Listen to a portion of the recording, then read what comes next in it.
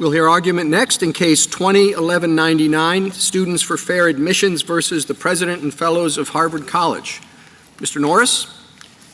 Mr. Chief Justice, and may it please the Court. Grutter assumed that universities could use race in a narrowly tailored way if they just did it like Harvard. But this Court never had any evidence about Harvard. Now you do, and that evidence proves that none of Grutter's core assumptions were ever true. First, Grutter assumed that race would only be a plus. But race is a minus for Asians, a group that continues to face immense racial discrimination in this country. Asians should be getting into Harvard more than whites, but they don't because Harvard gives them significantly lower personal ratings. Harvard ranks Asians less likable, confident, and kind, even though the alumni who actually meet them disagree. What Harvard is doing to Asians, like what it was doing to Jews in the 1920s, is shameful, but it's a predictable result of letting universities use race in highly subjective processes. Second, Grutter assumed that applicants would be treated as individuals, not as members of racial groups. But Harvard gives racial preferences based on the box that applicants check, even if they never write about race or explain how it influences their views. And for competitive applicants, checking the right racial box is an anvil on the admissions scale, worth the same as ultra-rare achievements like winning a national championship. Third, Grutter assumed that universities would seriously consider race-neutral alternatives, but Harvard never once did so until 2017, 3 years after we sued it. Harvard now refuses to eliminate its legacy preferences or boost its socioeconomic preferences, even though both changes would make Harvard far less white, wealthy, and privileged. That's how Harvard uses race, and Harvard is supposed to be the model. This Court should admit that it was wrong about Harvard, wrong about Grutter, and wrong about letting the poison of racial classifications seep back into education. Grutter should be overruled both for public schools and for private schools that accept federal funds. Mr. Norris, would you spend a few minutes, some time on the originalism argument that was made at the end of the last case? Absolutely. So in terms of the original meaning of the 14th Amendment, the best source on this I've ever read is the United States brief on re-argument in Brown. It painstakingly details the legislative history and how the framers of the 14th Amendment saw it as a ban on all racial classifications. Everyone knows that the impetus for the 14th Amendment was to constitutionalize the Civil Rights Act of 1866. The Civil Rights Act of 1866 is a series of bans on racial discrimination. It's a series of colorblind measures and requirements. And then one of the earliest cases this Court had before it went off the rails in Plessy was a case called Strouder, where the Court immediately recognized that the purpose of this amendment was to eliminate racial classifications, no matter whether they benefited whites or blacks, because racial classifications themselves impose harms. That's the affirmative evidence. Now, I know that the evidence, the pushback is the post-ratification history, but the post-ratification of the history of the 14th Amendment is not the best evidence because we know there was massive resistance to the original meaning of the text of the 14th Amendment. But it also doesn't prove anything. Every measure that's cited in Harvard's brief was a remedial measure. It was in response to the end of slavery and the position that Black Americans found themselves in. Harvard does not cite a remedial measure for what it's doing today. Those same measures that it cites would not be constitutional today because they would no longer serve a remedial purpose, and not a shred of evidence that anyone back then used race to achieve the educational benefits of diversity. Would you have any objection if you do not ask candidates for admission to check a box what their race is, but you are allowed to take into consideration what an applicant would say in an essay about having to confront discrimination growing up and how he or she did that. You are allowed to take in consideration what a faculty recommender said. You know, one of the things that, this applicant would bring is how to deal with racial discrimination in an area or in a school where he's part of a very small minority.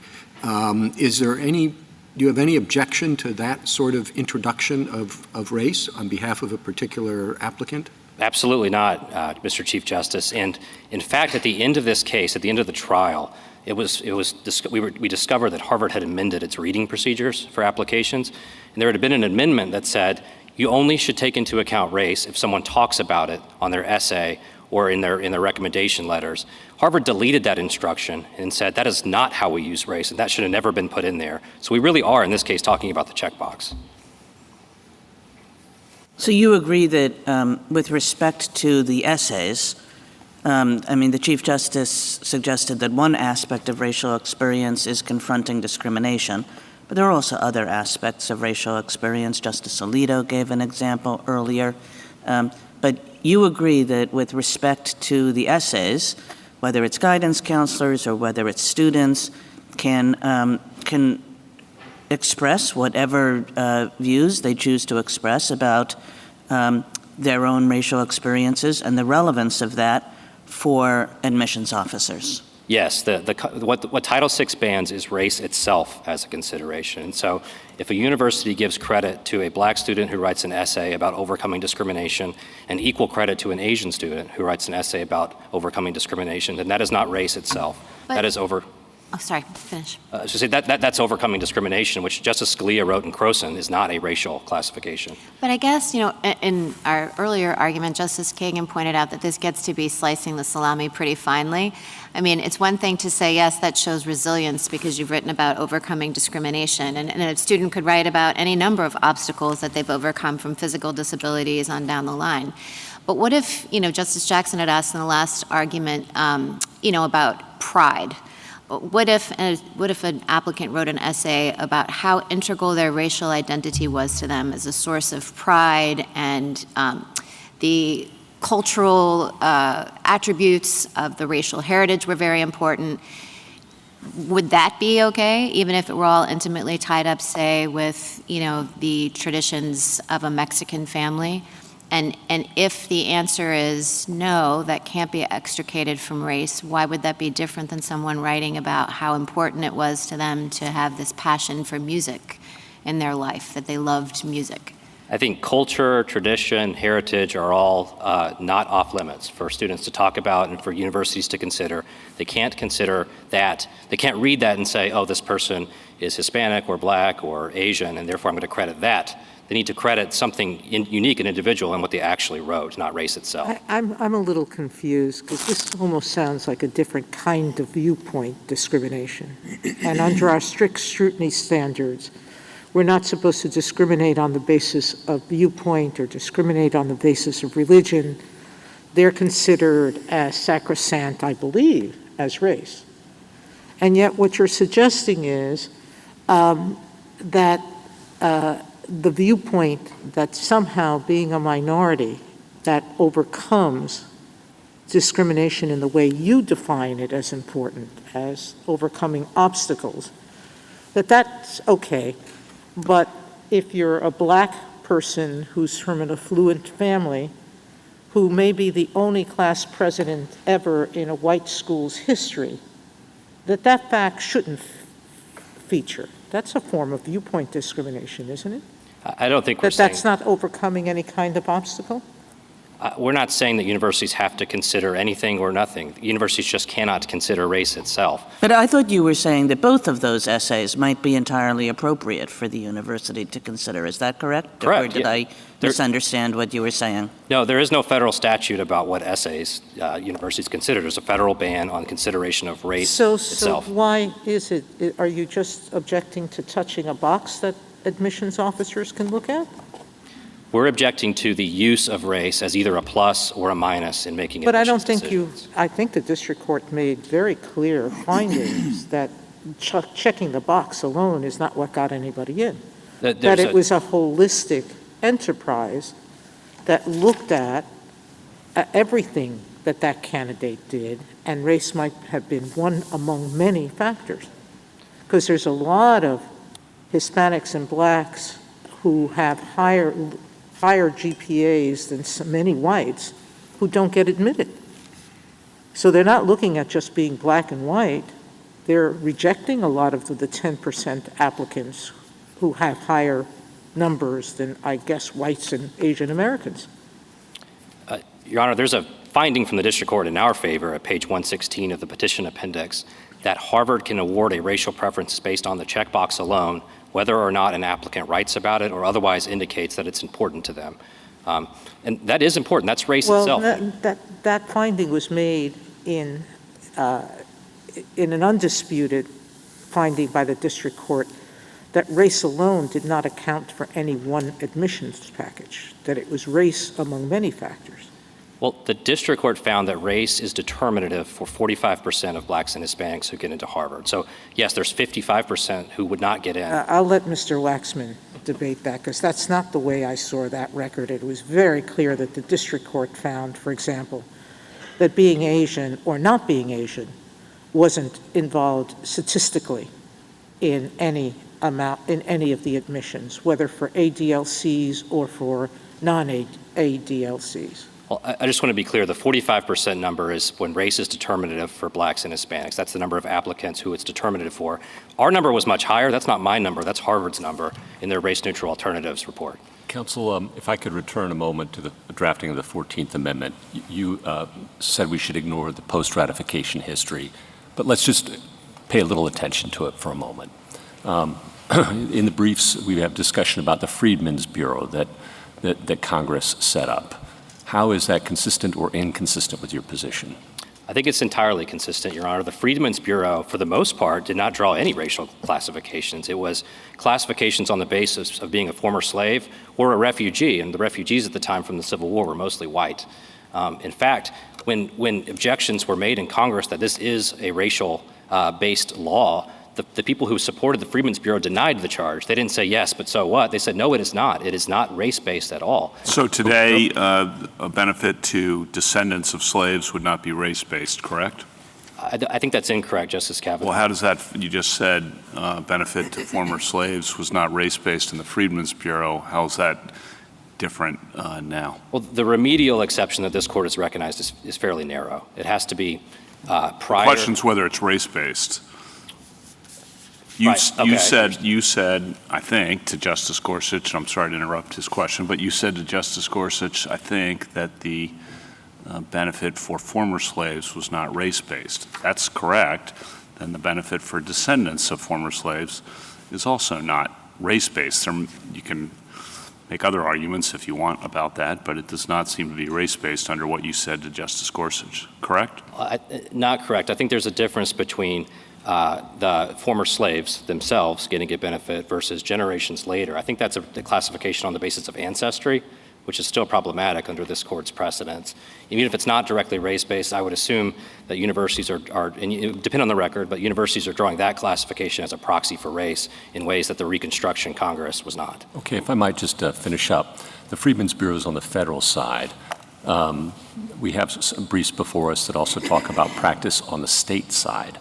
Now, we know that shortly after the Civil War, there were a lot of race-based statutes passed by states, and most of them were Jim Crow laws that invidiously discriminated on the basis of race.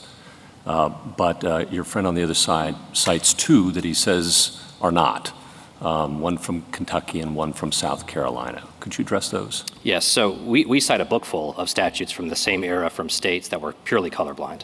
But they do cite two examples, one from South Carolina, which I believe banned racial discrimination by government licensed entities.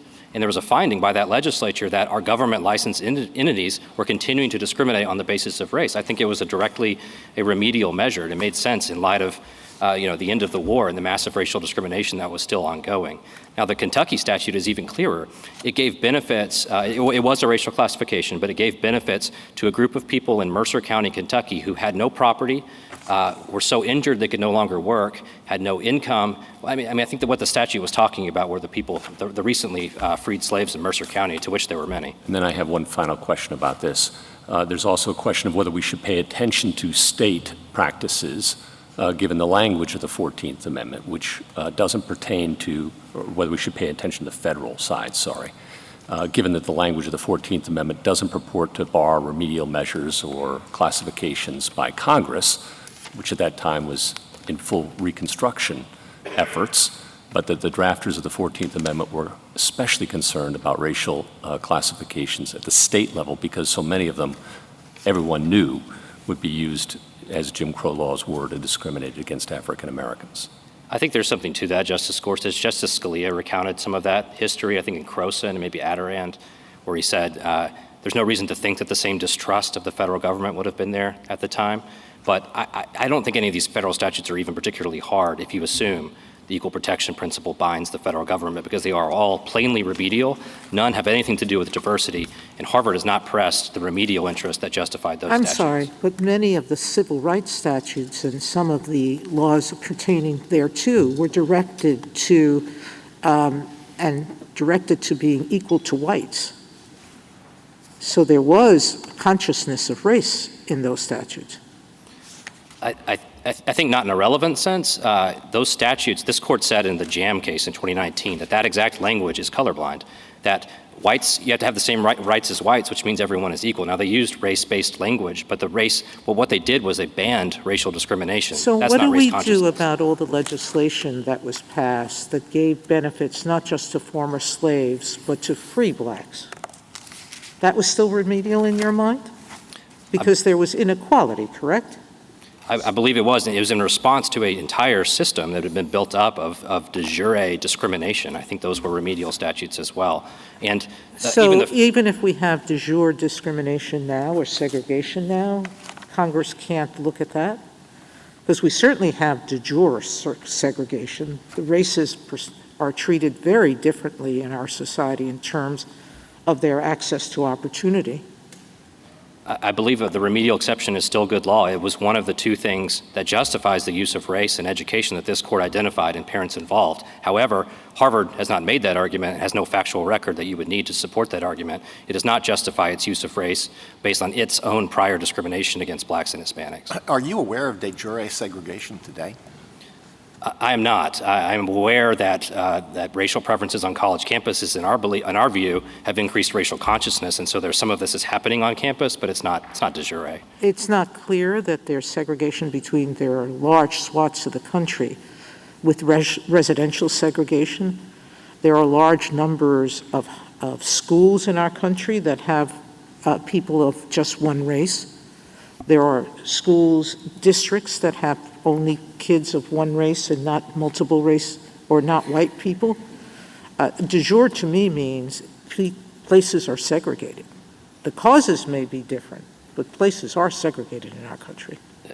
Absolutely. And I think the top 10% program in Fisher, which really got a bad rap in Fisher too, but was solutions like that are meant to account for residential segregation in a race-neutral way. Yeah, the problem is that they don't. That's what the district court found. My memory of Fisher, too, was that the top 10% program was extremely successful at increasing the enrollment of underrepresented minorities at Texas.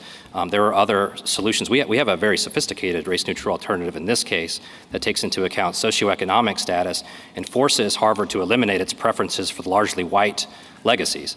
And that is another way. I mean, our numbers, the number of Asians would increase on campus, the number of Hispanics would increase on campus, the overall number of underrepresented minorities would increase on campus. Blacks wouldn't increase. Black representation would be 10%, which is higher than it is in the state of Massachusetts, and that number is quite low. Our expert testified that if Harvard was only willing to consider wealth instead of income, that number would be quite a bit better, because the main disparities we see on the basis of race today is not on parental income, but on generational wealth. Harvard argues, though, that we have a compelling interest in diversity writ large, and that this court has deferred to that interest. And among the diverse things that we need to have in our class are children of large donors. There's evidence about that museum we talked about earlier, children of legacies, and squash team. I'm not making it up. It's in the record.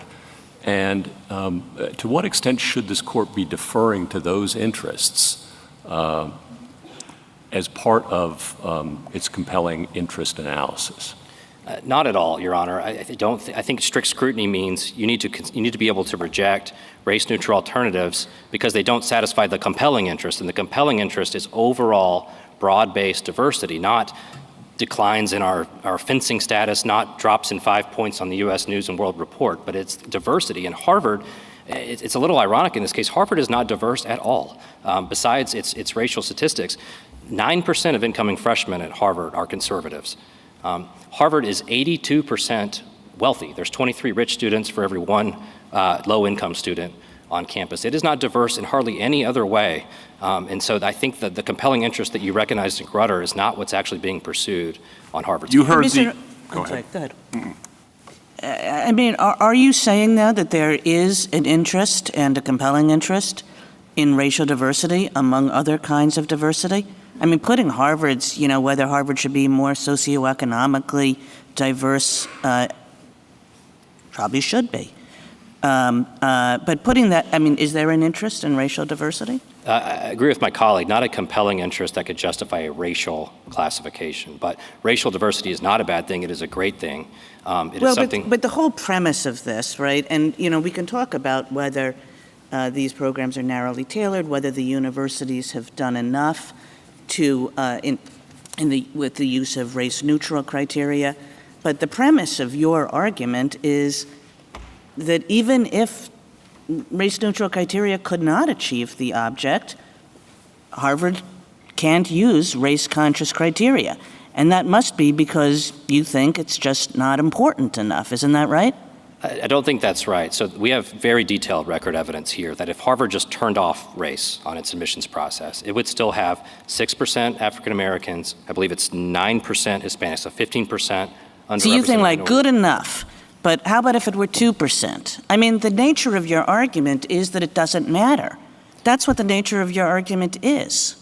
I disagree, Justice Kagan. It does matter because if you're below those numbers, then Harvard's probably discriminating in some sense, and it should stop. Or it's not reaching underrepresented minorities in the way that it should. Perhaps it should not. Well, that's just fighting the question. The question is, is there a limit beyond which you would say, oh, yes, if you can't achieve that level of diversity with race-neutral criteria, then you're allowed to use race-conscious criteria? I don't think there's any level that justifies explicit racial classifications, but I'm going to fight the hypothetical one more time if you'll let me, because race neutral I don't alternatives. think I will. So let me just go on and ask you a couple of other things. Because this is, to me, this is a lot of the argument here is about a university has a compelling interest in collecting a diverse class, including along racial dimensions, and maybe especially along racial dimensions, given the kinds of challenges that our society faces, in the exact same way that all the other institutions of our society does. So I'm just going to ask you some questions about that. If you're a hospital and you serve a diverse group of patients, is it super important to you to have a diverse set of doctors? I don't know that the evidence about the diversity of doctors and patients or anything about the medical field. It wouldn't matter, yeah. Okay, or maybe it would, you don't know. If you're a police department and you serve a diverse community, is it super important to you to have a diverse set of police officers? I believe that's important if there's good evidence that a racial classification was needed. That has nothing to do with the educational benefits of diversity in universities. That's the interest that Grutter Do you upheld. think that if you're a law firm, or if you're a judge, and you want to have a diverse set of clerks, do you think a judge can't think about that in making clerkship decisions? Absolutely can think about it. This court's decision in Feeney says knowledge of race is not the violation. It is using it as a factor to distinguish them. Let's say a judge says, I want a diverse set of clerks. That's, I want clerks who would, grade on any number of criteria, but I also want a diverse set of clerks. So over the years, people will look at that and they'll say, there are Asian Americans there, there are Hispanics there are African Americans there, as well as there are whites there. Can a judge not do that? I think that is a admirable goal. I don't think a judge could implement that goal by putting a thumb on the scale against Asian applicants or giving a big preference to Black and Hispanic applicants. I think you need to treat people equally based on race, just as you're not going to hold my race against me in judging the quality of my arguments. I think racial diversity is important because it's a good metric to make sure our institutions are equally open. You can certainly be concerned about that. But the question is using racial classification, telling people that you didn't get the clerkship because of your race. Yeah, but the point here is, look, everybody would rather achieve all our racial diversity goals through race-neutral means. Everybody would rather that. And that's certainly what our cases say you have to do. The question is, when the race-neutral means don't get you there, are you prevented from taking race into account in all those ways that I said? And I could add a dozen more. Businesses who find it necessary, in order to achieve their economic objectives, to have racially diverse workforces. I could go on and on and on. And the question is, when race-neutral means can't get you there, don't get you there, when you've tried and tried and they still won't get you there, can you go race-conscious? I don't believe so, Justice Kagan, and I think this court has already said in Parents Involved that racial diversity is not a compelling interest. It is the overall diversity of all kinds on college campuses. And this doesn't have to be hypothetical. We presented an alternative to Harvard that would achieve socioeconomic diversity for the first time, that would boost underrepresented minority representation, that would lower the number of white students on campus. And so we're talking not about no diversity and diversity, we're talking about 10% black representation or 14% black representation. That's your, I would say, narrower argument. I think Justice Kagan's right that you have a broader argument that it wouldn't matter. Then you have a narrower argument, as I read the submission and hear you, that even under the Bakke-Grutter framework, race-neutral alternatives suffice to achieve the kind of sufficient diversity. And I'm going to ask you the same question I asked the Solicitor General, which is, how do you measure that on your narrow, or as I see it, argument? Maybe you don't want to accept my characterization, but on what I see as your narrower argument, what is sufficient? What's meaningful, to use the Solicitor General's words, in your view? Well, I think you need to be measuring, if you just take Grutter's interest as a given, you need to be measuring whether your student body is diverse on all dimensions. I don't think Harvard is Now, let me ask it specifically. How do you know whether a race-neutral alternative proposed would be sufficient, adequate to achieve sufficient levels of otherwise underrepresented minorities that you would satisfy what Bakke and Grutter, which I know you disagree with, but would satisfy what those achieve? And you heard the Solicitor General's answer, and I'd be curious your responses to her or your alternative submission on that. Well, I think the burden is on Harvard, and so Harvard would need to come forward with evidence about race-neutral alternatives that have been presented or that it's considered itself, and show how under that alternative it's not getting the educational benefits of diversity.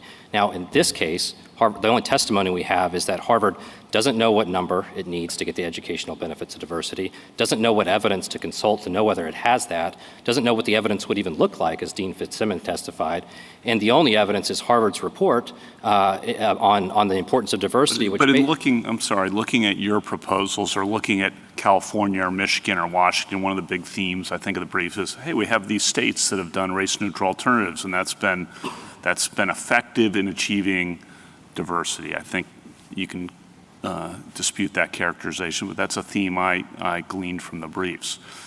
And as I look at that, I want to know, well, what does that mean, effective or adequate?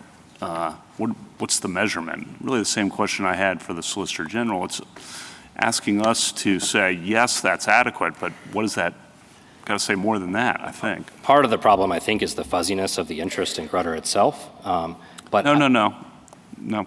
Accept the interest. Okay. Sorry to interrupt. Accepting that the interest, race neutral, this is the back part of your brief, race neutral alternatives are adequate.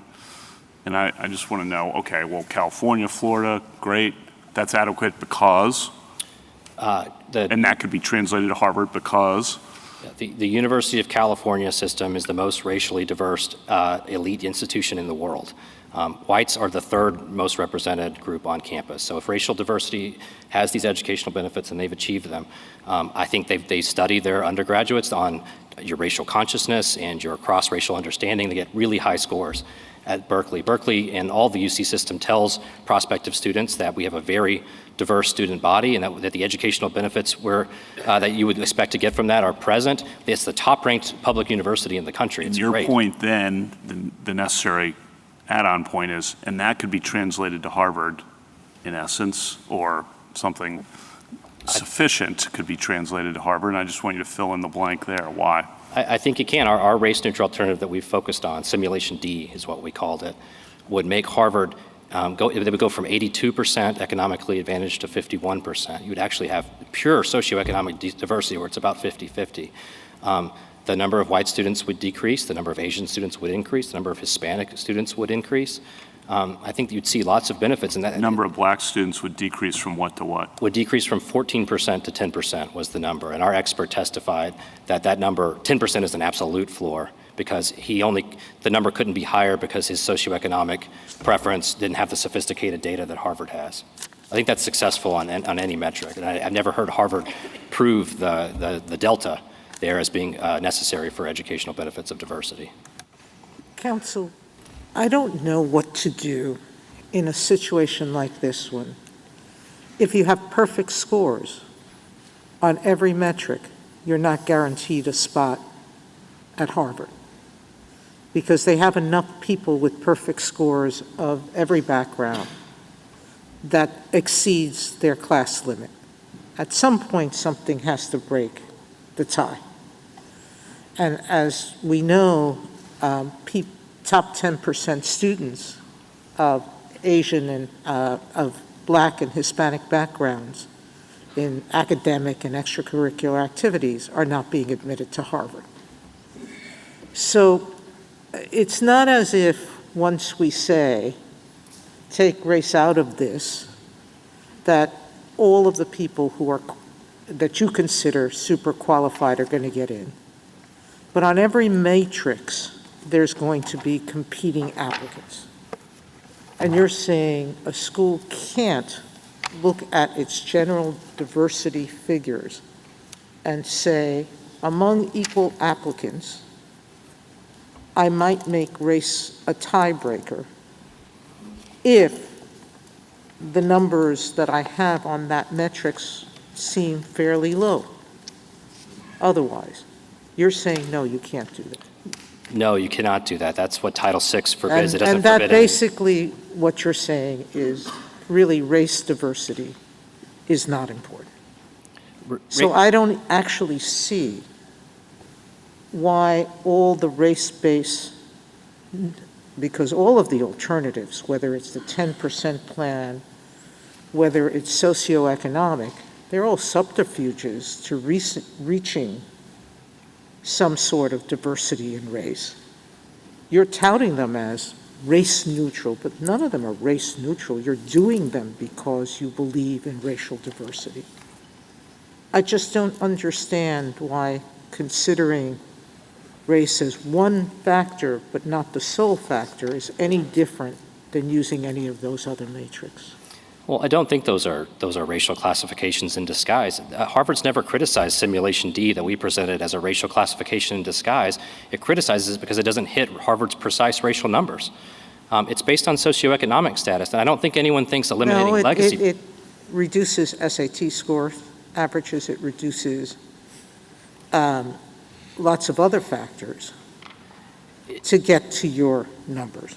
I mean, I think that's our point, that SAT scores would go from the 99th percentile to the 98th percentile. That's not sacrificing academic excellence. That's moving Harvard from Harvard to Dartmouth. Dartmouth is still a great school. That they get 98th percentile SAT scores. You've got to make some sacrifices. There are those who love it. Thank you, Counsel. Justice Thomas. Justice Alito?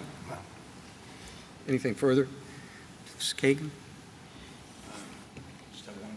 One question about how to think about the 25-year sentence in Grutter and the surrounding discussion. Yeah, absolutely. I think that what people forget about the 25-year mark were the 4 paragraphs you mentioned before it, where they explain that racial preferences, they will fail their own acid test unless they make themselves unnecessary. So I think what Justice O'Connor was saying is that in 25 years, if we still need race, it's not that you get another 25 years, it's that we then declare racial preferences to be a failure and call it off and go to race neutrality and try that instead. Justice Barrett? But we're not to that 25-year point yet, right? So if it has its own self-destruct mechanism where it says, like, hey, Grutter says we got to call it quits because they're just not working, are we obligated to give more time? Well, Harvard has certainly never indicated that in 5 years it will stop using race. Harvard, over the 20-year span, has not decreased its use of race at all. And I think the only legal standard this court has ever recognized for when do you stop using race in education is in Brown, with all deliberate speed. The 25-year mark, we don't support it from the get-go. But we do think there was a prediction from Justice O'Connor that is not borne out. And so Grutter, on its own terms, I think 20 years is enough to call it. Thank you, Counsel. Mr. Waxman?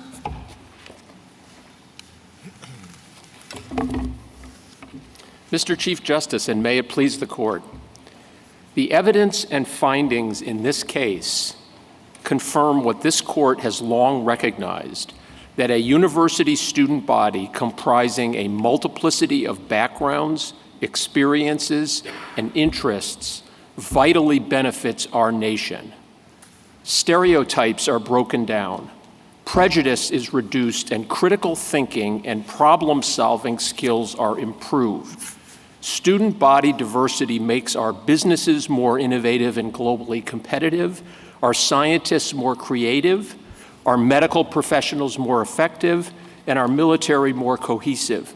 Experience has more than borne out Justice Powell's observation that our future as a country depends on having leaders who have enjoyed wide exposure to students as diverse as the nation itself. And so, as this court has consistently held, if necessary to achieve genuine diversity, a university need not blind itself to race, which, like the type of high school an applicant attended, their socioeconomic and family background, or the part of the country they live in, forms a part of who they are. Now, SFFA attempts to use Harvard's admissions program as some sort of proof that settled constitutional precedent is egregiously wrong. But while SFFA is fully entitled to its own legal arguments, it is not entitled to its own facts.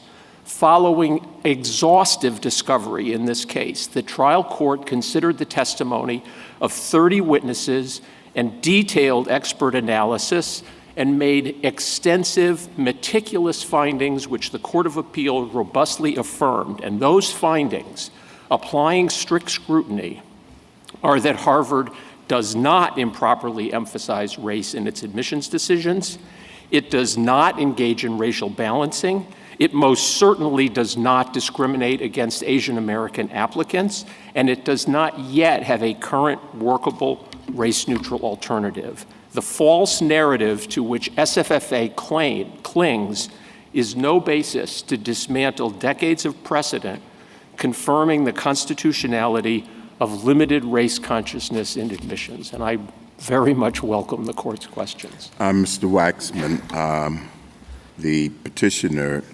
argues that over 80% that actually you do have available a race-neutral approach that would yield different but excellent results. And the argument includes the fact that, at least as they argue, that you're over 80% wealthy students, that's not diverse, and that over 30% or 30% or so of a class is made up of ALDC students. And that if you were to lower those numbers, you could achieve far more diverse results without, along socioeconomic lines. And I don't think it's arguable that Harvard is socioeconomically diverse, but at least it doesn't appear that way. But it seems that, and that would not have a constitutional problem if you did it socioeconomically. And I'd like you simply to address their argument. Yes, thank you. First of all, the numbers that my friend is throwing around are not, in fact, the numbers that actually reflect, for example, socioeconomic diversity at Harvard, where, as it stands now, 20% of all matriculants pay nothing, 70% of underrepresented minorities pay nothing, and well over half of all applicants get substantial financial aid. But as to your point about race-neutral alternatives, and correct me if I'm wrong, Justice Thomas, but I think this is what you're asking me about. We have exquisitely detailed metrics in this case with respect to race-neutral alternatives and findings and testimony with respect to the so-called ALDCs, which is an acronym that I think I was actually literally present at the birth of, which is a preference for children of alumni, children of faculty and staff, athletes, and other people who have found themselves on the dean's interest list. The data in this case shows that if race were eliminated, you couldn't consider race, and you also could give none of those preferences, the racial diversity of the matriculating class would go down. the representation of African Americans, if you just stop considering race, would go from 14 to 6%. But if you also stop considering ALDCs, it would go to 5%. With respect to... Let's just say hypothetically, though. Hypothetically. And I know I'm going to get... I know all the usual caveats, and I accept them. Thank you, Mr. Waxman. I'm pretty sure since you're asking me, I'm not going to like... You're not going to like it. But let's assume that a very wealthy university could pay for everybody to go and still increase its endowment. It's a perpetual motion machine, Malcolm Gladwell called them. Let's say if it just gave up preferences for donors' children, legacies, and squash athletes, okay? Or maybe those who row crew, all of which tend to favor predominantly white children. And it could achieve whatever it deemed racial diversity. Would it then be permitted to engage in race consciousness, or in that circumstance would you agree that that would not be narrowly tailored? So I'm not claiming, I'm accepting your hypothetical as hard as it is for me in light of what the evidence I understand shows. There we go. I am not claiming that there is a compelling interest in having donors per se. There is a compelling interest in your proverbial art museum. There is a compelling... There is a compelling interest in the art museum? No. These are the things that I'm not claiming. Okay, I'm just claiming all of those things. All right. When you look at a so-called race-neutral alternative, the question that this court, that Justice Powell articulated in Bakke and this court underscored and amplified in Grutter and then in Fisher is does that race-neutral alternative actually substantially impact the character of the institution and the education that's being provided? Now, let me stop you there, because, and I'm sorry to interrupt, but surely getting rid of those preferences would substantially impact the university. But you're saying they are not a compelling interest for constitutional purposes. So no, what I'm saying... Or does the 14th Amendment make legacy children... Of course... Okay, no, so we agree. Of course not. And the truth of the matter is that if this were a case in which the evidence showed that eliminating a legacy preference made a substantial difference, the district judge to say that the district judge was applying strict skeptical scrutiny on the narrow tailoring principles is quite an understatement. Okay. Might have decided otherwise. What the district court found, and Judge Gorsuch, if I can just make one comment about the record, which I think responds to at least the gist and spirit of your hypothetical. With respect to race-neutral alternatives, the simulation, what has come to be called simulation D in this court, the district court found that, quote, the simulation D would require, quote, sacrifices on almost every dimension important to Harvard's admissions process.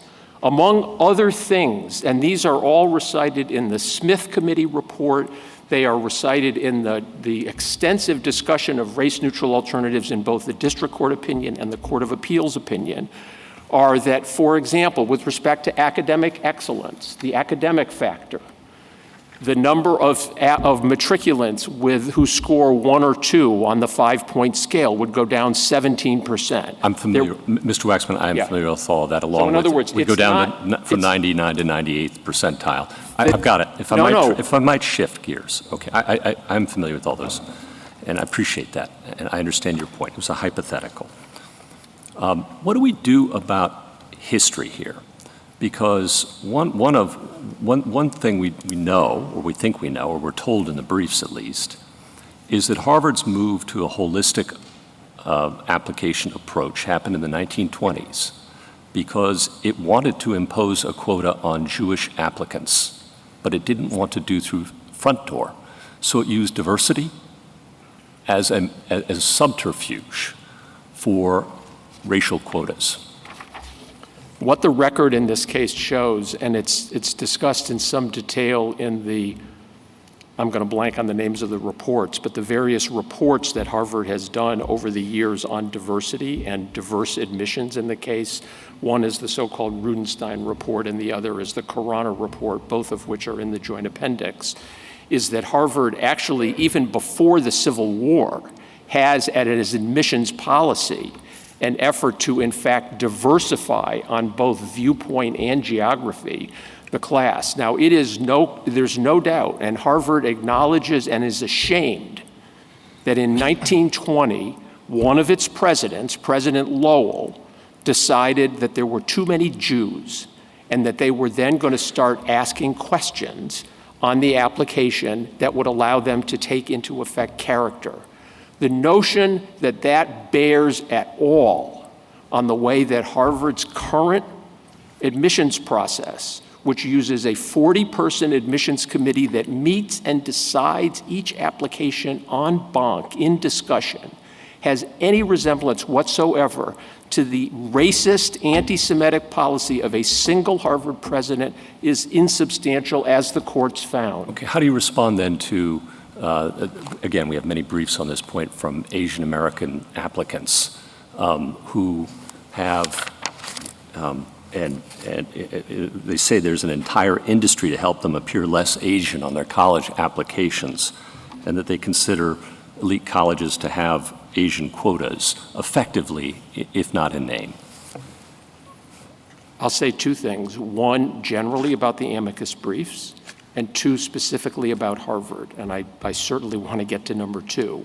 But there are multiple amicus briefs filed by Asian American organizations, and one that is particularly, I think, powerful, filed by 1,240 scholars of Asian American experience and Asian ethnicity, all of whom not only opine, but cite studies showing that Asian Americans as a group, and Asia, of course, represents 61% of the world's population and a multiplicity of ethnicities, that Asian Americans demonstrably benefit from a holistic admissions policy that considers race as one factor among many. Now, with respect to Harvard, to say that there was evidence in this case is quite an understatement. The district court found, I'm quoting page 261 of the joint appendix, and it's reiterated by the Court of Appeals on page 80 of the joint appendix, that there was, quote, no evidence of discrimination against Asian Americans whatsoever. Again, now on page 264, there was consistent, unambiguous, and convincing testimony that there was no discrimination in the admissions process in general and the personal rating in particular. The plaintiffs in this case could not, after 4 years of discovery in which they hand-picked applications to view in total, they could not produce a single witness to testify that he or she had been discriminated against. Mr. Waxman, let me stop you there because you referred to the personal score. And that's a score that Harvard gives based on character traits such as integrity, courage, kindness, and empathy. But the record shows that Asian student applicants get the lowest personal scores of any other group. What accounts for that? It has to be one of two things. It has to be that they really do lack integrity, courage, kindness, and empathy to the same degree as students of other races, or there has to be something wrong with his personal score. I want to get to what the evidence was there, but that syllogism, with all due respect, is wrong. There was, for example, a study that was done in 1983 that looked at why it was that female applicants to graduate school at the University of... No, just address this. The personal score that's given to Asian applicants to Harvard, why are they given a lower score than any other group? Okay, so the answer to why as a group, why there is a slight numerical disparity with respect to the personal rating of Asian Americans, and also a slight numerical disparity to the advantage of Asian Americans with respect to the extracurricular rating and the academic rating, was the answer that their expert gave with respect to the latter two, which is that the only way that the only model that can be created to figure out what was going into the personal rating couldn't look at almost anything that admissions officers look at in those ratings. It can't, there's no way that it could model what the guidance counselor letters said, what the teacher letters said, what the essays said, what the interviewers' letters said. In other words, I thought the interviewers did not rate the applicants lower than other applicants based on race. There was not the disparity in what was said by the interviewers. With respect to the alumni interviewers, based on the subset that was included here, their subset, by the way, excluded all ALDC applicants. That is, even though they acknowledged that there was not only no evidence of discrimination against Asian American ALDCs, but they did better. They eliminated from their model applicants that represent, on average, 30% of the admitted class. I still, putting aside the teacher recommendations or guidance counselor recommendations, which I'll come to, I still haven't heard any explanation for the disparity between the personal scores that are given to Asians. They rank below whites, they rank way below Hispanics, and really way below African Americans. And you're talking about hundreds and hundreds of applicants, maybe thousands. What is the explanation for that? So the explanation I can't do better than the findings of fact in the trial court as affirmed, but I want to make 2 points very clear with respect to your question. All of this was on display and in front of the trial court for this Asian American part of it for well more than a week, maybe 2 weeks. The district court found, considering all of the evidence, that there is, quote, no credible evidence that corroborates the improper discrimination suggested by SFFA's interpretation of the personal rating, page 264. Well, all right, I'll try one more time. The district court found, quote, a statistically significant and negative relationship between Asian American identity and the personal rating assigned by Harvard admissions officers. That's correct. And what she said is the record will not allow a full explanation of that because there was no evidence with respect to what teachers said, what guidance counselors said, what these students wrote about.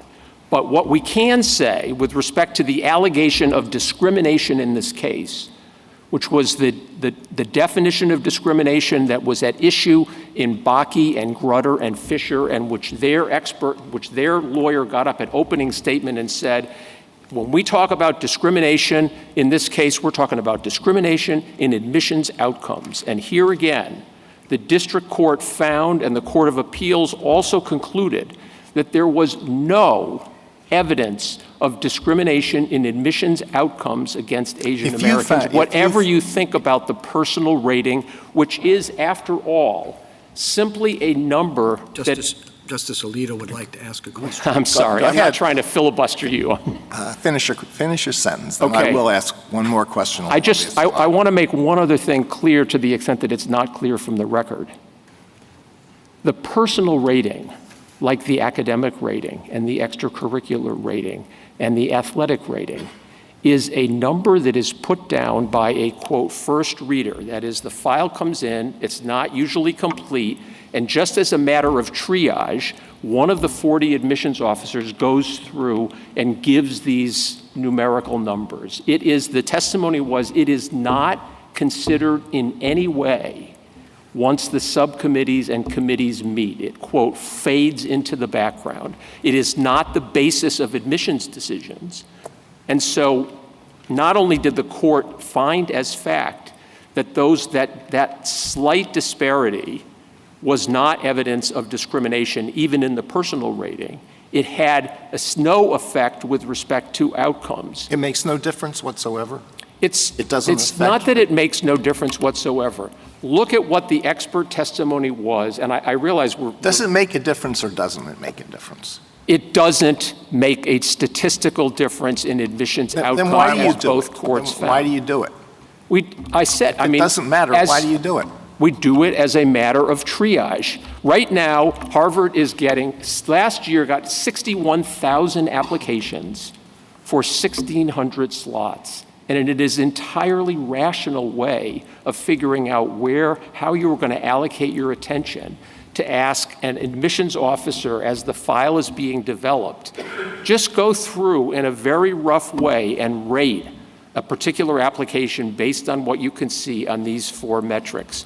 The fact that Asian Americans got on average, a marginally lower personal rating score is no more evidence of discrimination against them than the fact that they got a marginally higher rating than any data can show on academics and extracurriculars. It doesn't mean that they're either smarter or people think they're smarter. Thank you, Counsel. We'll get to you in a moment. There's been a lot of talk about African-American applicants to Harvard in sort of a general, indistinguishable way, when in fact they cover a very broad swath of applicants. Of course. What do you do with respect to an African-American applicant? I mean, you're concerned about diversity of viewpoint. Let's say his viewpoints tend to be very close to, the white applicants. He grew up in Grosse Pointe, had a great upbringing, comfortable. His parents went to Harvard. He's a legacy.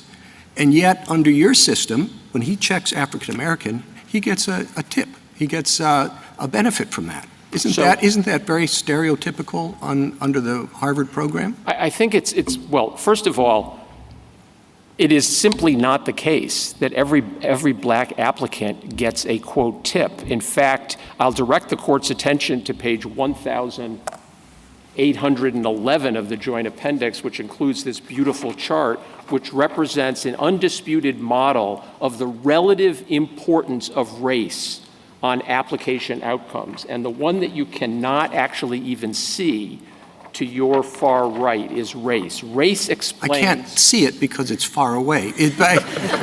Nonetheless, you have the page reference. It is not zero. It is very close to zero. That is, the testimony in the case was... Well, so there's only a little racial discrimination in the case. No.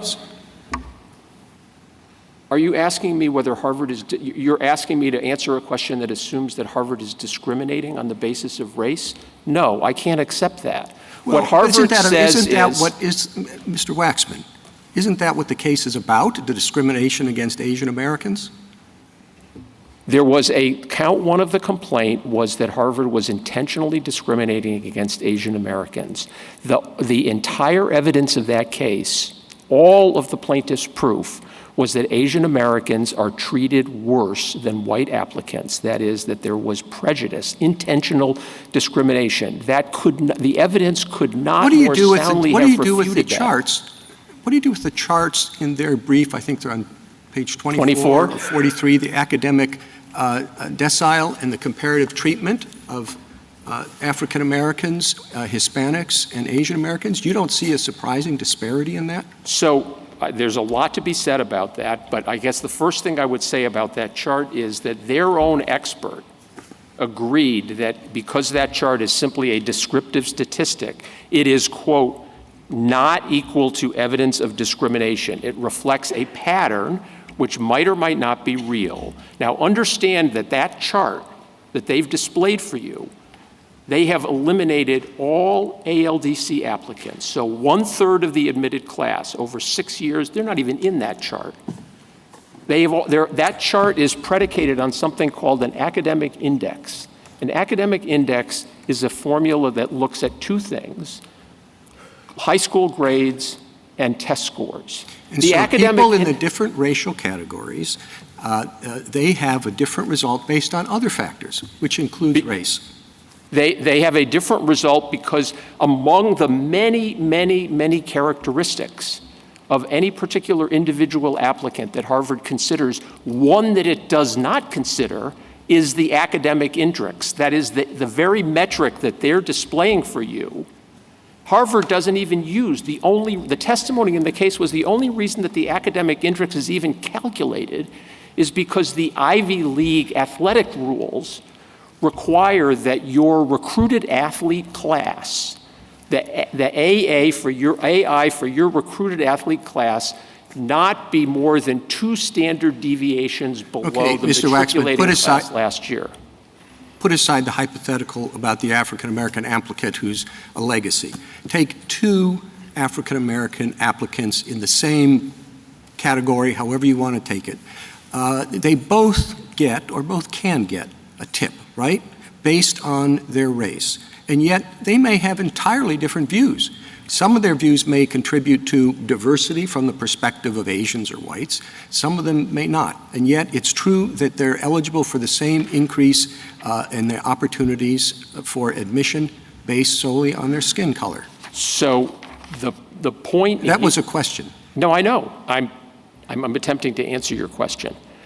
There is no doubt that as the testimony showed, that for applicants who are essentially so strong on multiple dimensions, so extraordinarily strong on multiple dimensions, that they are sort of on the bubble, that they are a real candidate for admission, being African-American, or being Hispanic, or in some instances being Asian American, can provide one of many, many tips that will put you in. People say that, yes, but you will have to concede that if it provides one of many, that in some cases it will be determinative. I do concede that. Okay, so we're talking about race as a determining factor in admission to Harvard. Race for some highly qualified applicants can be the determinant factor, just as being an oboe player in a year in which the Harvard-Radcliffe Orchestra needs an oboe player will be the tip. We did not fight a civil war about oboe players. We did fight a civil war to eliminate racial discrimination, and that's why it's a matter of considerable concern. And I think it's important for you to establish whether or not granting a credit based solely on skin color is based on a stereotype when you say this brings diversity of viewpoint. It may not bring diversity of viewpoint in a particular case at all. Well, number one, viewpoint diversity, while Harvard values it and seeks it, is not by far the only reason for wanting a genuinely diverse class. We want a diverse class for backgrounds and interests and lots of things other than just viewpoint. If we were to use, for example, the example that has been discussed, I believe, for every other advocate that has stood up this morning, and what about taking race into account if the student writes about it? The fact of the matter is Harvard is attempting not to have among a class that is diverse among many generations, a class that is racially diverse only for people for whom their racial identity and their racial experiences is of such compelling importance that they write about it. Right? Your hypothetical about the black student who may have very different views than the stereotype of what a black student will have is in fact the subject that's discussed in the Corona report. The Corona report gave, in its analysis of the importance and dimensions of diversity, an actual example that came from Richard Light's book, published book, which had a particular class. It happened to have 3 African-American students in it. An African-American student gave an answer in a discussion, which another African-American student said, "That is not my view. My view is quite the opposite." And a third one said, "I wasn't actually going to say anything, but I have a completely different view." That was an incredible learning experience, not only for the non-African Americans in the discussion, but for them. And that's what Harvard is trying to get at. Thank I'm you, Mr. sorry Waxman. for taking so long. No, I appreciate your answers. Justice Thomas? Justice Alito? In Bakke, Justice Powell chose Harvard's admission program as a model, and that selection has had an enormous effect for the last 50 years. Harvard submitted a brief in Bakke along with a number of other colleges. So I went back and I looked at it and noticed that the brief talked about Harvard's program going back 30 years, but it didn't say anything about President Lowell or what Harvard had done back in the 1920s. So my question is, did Harvard sell Justice Powell a bill of goods. Do you think Justice Powell would have held up the Harvard program as a model, as an exemplar for the whole country, if he knew about the origins of the holistic program? Justice Powell used Harvard's description about its admissions process and the limited extent to which it was then, and for the past 30 years, had been using race as one factor among many to achieve genuine diversity in its student body. The Harvard brief, Justice Powell didn't take it or not take it because prior to the Civil War, Harvard College was a leader in encouraging diversity in its undergraduate applications any more than the fact that it had a terrible stain on its history 100 years ago.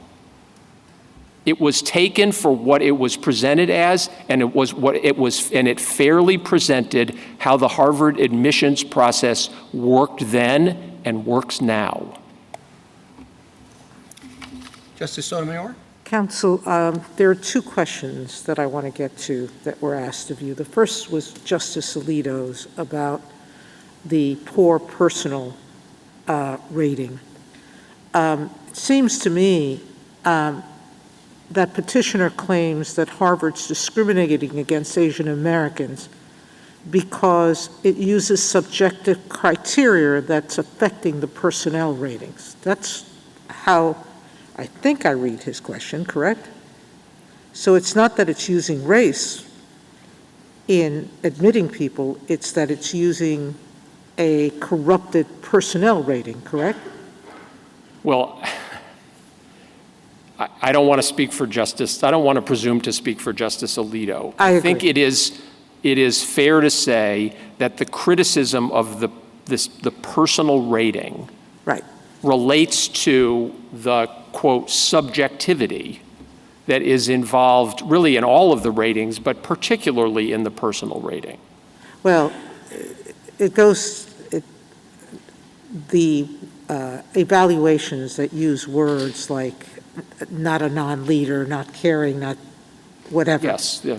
It applies to all races, correct? Of course. All races, applicants receive those ratings as well, correct? And I think what the expert was saying, the fact that you have these numbers, standing alone don't tell you anything, correct? You have to look at all the input that goes into why. Correct. Whether there was discrimination or not, correct? Correct. All right. So the numbers alone tell you nothing. That's right. The numbers can tell you. You can tote up 100,000 applications and look at what the first reader scored and measure it against declared race and come up with a feature that says, gee, across these 150,000, or in this case, 150,000 minus all the ALDCs, it looks like, on average, self-declared Asian Americans have this number, and self-declared whites have this number. It tells you nothing about why that number was given any more than why. And I don't want to cut you off, but I want to get No, you. And so it doesn't tell you off. why, and there was no proof to show why. District Court found that number did not prove discrimination. Correct? There was actual proof that it did not reflect discrimination. There was expert analysis on multidimensionality, and that looked at the non-academic index that showed that, for example, white applicants who got a 1 or a 2 on academics and Asian Americans who got 1 or 2 on academics, for whatever reason, the latter group got lower teacher ratings than the former. And same with guidance counselor ratings. It doesn't tell you why. It doesn't permit, and it certainly doesn't permit an inference that Harvard is discriminating. The district court could not have been more definitive about the absence of any racial discrimination or discrimination against Asian Americans than it was. A finding that the Office of Civil Rights in the early in 1990 also found. All right, could you deal with stimulation D? I think that you were trying to explain why the district court rejected that simulation,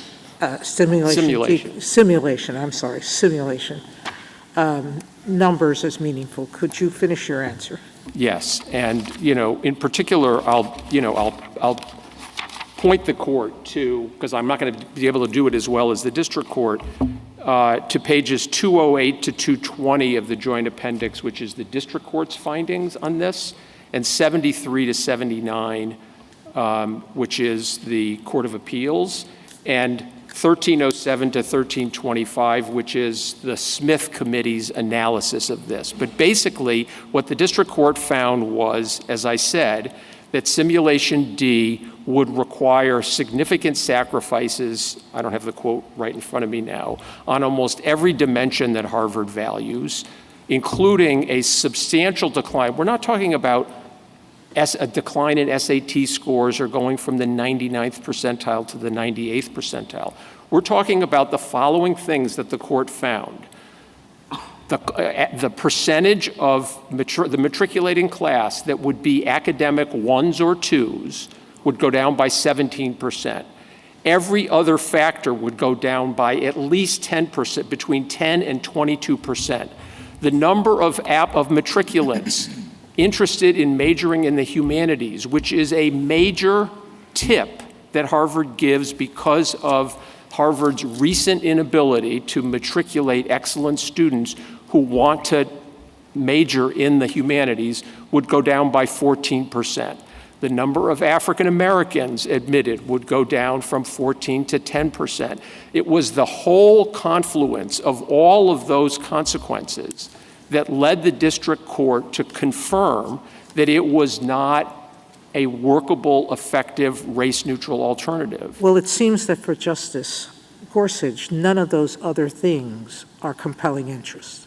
And how do we respond to that?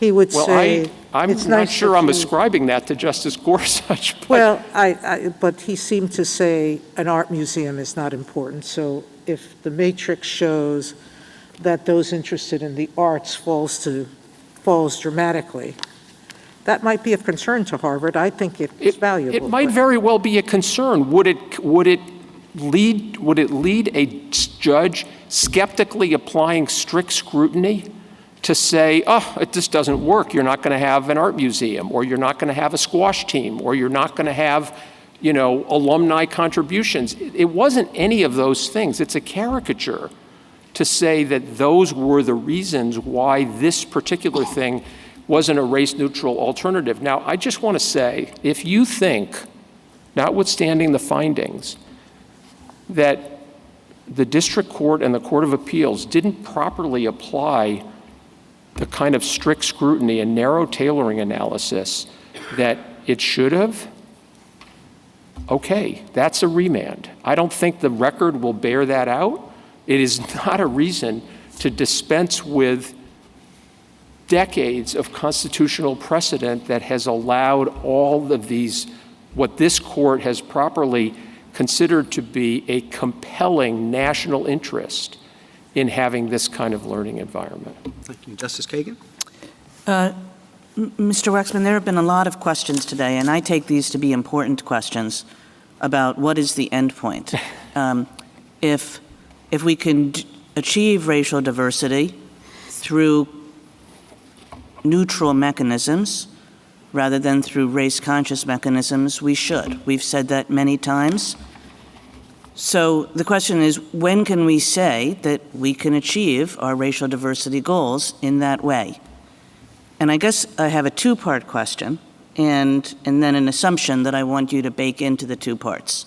The first is, what is Harvard doing in an ongoing way to test whether that is true?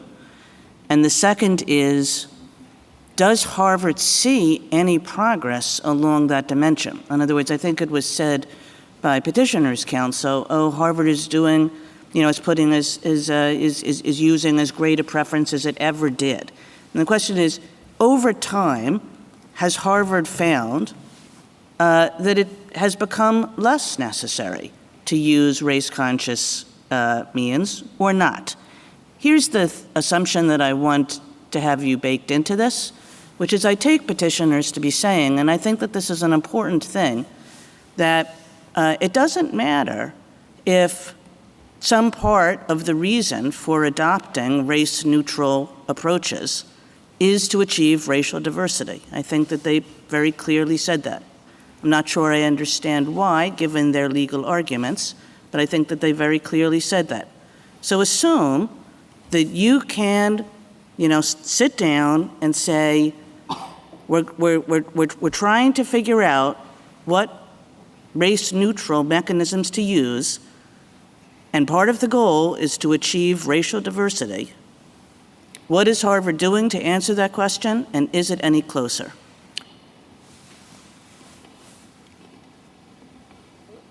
I have firmly in mind the second part of your question. If I don't also answer the first, please remind me. The evidence in the case is that for decades, Harvard has been taking steps other than other than race consciousness to increase the level of diversity, including ethnic and racial diversity. And these are discussed actually in the Smith Committee report and Dean Smith's testimony and in the findings. It, for example, in the wake of Grutter and actually before, substantially increased the amount of resources that it put in outreach, in partnering with organizations that assist and advance the educational potential of minority and low socioeconomic students. It has achieved some success in getting additional applications, not just from minorities, but from minority applicants who are actually really qualified to attend Harvard. It thought about, well, maybe a way to increase this is to substantially increase our financial aid. And there's evidence in the case, there's actually a beautiful chart that shows how the level of financial aid went up at various points over 2 decades, and what happened with respect to the racial diversity of the applicant class and the matriculating class. And what the testimony showed and the findings was it made a difference to a point. After a certain point, it no longer made any difference. Harvard tested the proposition that its early action program, it's not early decision the way that most schools are because you're not committed to it, but that by admitting a significant percentage, 20 or 25% of its class for people who applied, early on in the academic year, it was disadvantaging minority applicants and applicants from low socioeconomic circumstances because they didn't have the kind of resources, guidance counselors and test prep and all that sort of stuff to be able to take advantage of it. They ended it and asked other universities to do the same thing. With 2 exceptions, no one else did. And what they found at the end of 5 years was that it had the opposite result. That is, it made it more difficult for them to recruit and matriculate underrepresented minorities. And there were a bunch of other things in the record about things that Harvard has done, some of which have had substantial success. And so the notion that Harvard is doing things the same way and is always going to do the same things the same way is just wrong. Harvard completely recognizes and endorses this court's statement in Grutter that, quote, there are serious problems of justice connected with the idea of preference itself. That's why it holds itself, why it is attempting to achieve all of the compelling benefits of a genuinely diverse student body in the most race-neutral way that it can. And in terms of, I don't know if this is the first part of your question, but Harvard is actually is measuring how it is doing in terms of diversity and the benefits of diversity and what needs to be done and what other things can be done in a race-neutral way on a very regular basis. And I can give you the data on, with respect to either. But for example, Harvard said, committed itself in 2018 that it would, continue to look for race-neutral alternatives and have another systematic review, systematic, statistically, rigorous review about how it is doing. That committee has been formed and has already met for the 5 years that will transpire next year. Yes, we are trying. Yes, we have tried other things that have helped. Are we there yet? No. And that's the reason why the 45%, the district court's finding of 45%, that's what it shows. It shows.